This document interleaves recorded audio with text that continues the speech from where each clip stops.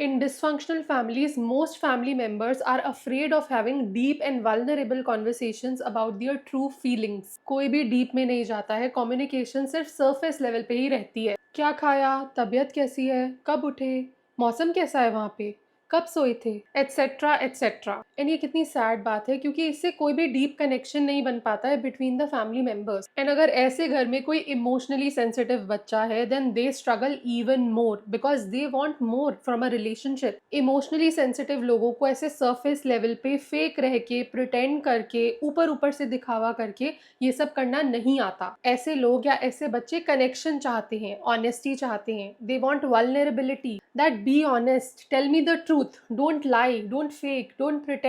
पर जो पेरेंट्स या बाकी डिसफंक्शनल फैमिली मेंबर्स अगर अपनी फीलिंग्स को ही एक्नॉलेज नहीं करते, एक्सेप्ट नहीं करते, they run away from their own feelings, तो वो कभी आपके साथ गहराई में जा ही नहीं सकते। Dysfunctional family members often operate through their survival instincts, और उनका पेरेंटिंग स्टाइल भी वैसा ही होता है that they have provided for you. उन्होंने आपको खाना दिया है, शेल्टर दिया है, कपड़े दिए हैं, स्कूल में भेजा है, आपके लिए चीजें खरीद के दी हैं, बट दैट्स इट। बिकॉज उन्हें भी वैसी ही पेरेंटिंग मिली है, तो उन्हें और कुछ पता ही नहीं है। And they are still stuck in the survival mode, so they don't know how to connect, how to be vulnerable, and they will run away from it like anything. ज़रूरतें तो कई पेरेंट्स ने पूरी कर दी, बट अनफॉर्चुनेटली इमोशनल सेफ्टी और connection नहीं बना पाए। एंड ऑनेस्टली जैसे जैसे बच्चे बड़े होते हैं, ये बात ना और चुभती है, क्योंकि वो अपने पेरेंट्स के साथ ऑनेस्ट रह ही नहीं पाते। उनके पेरेंट्स उन्हें जज करते हैं या शेम करते हैं, तो ऐसे में बच्चे अक्सर झूठ बोलते हैं, छुपाते हैं, कभी भी रियल बात नहीं बता पाते। Sometimes they want to, but they are really scared of their parents reaction, कि अगर उन्हें बता दिया तो और गाली पड़ेगी और मार पड़ेगी, डांट पड़ेगी। सो दे कीप एवरीथिंग इनसाइड। वो कभी किसी को अपने मन की बात नहीं कह पाते,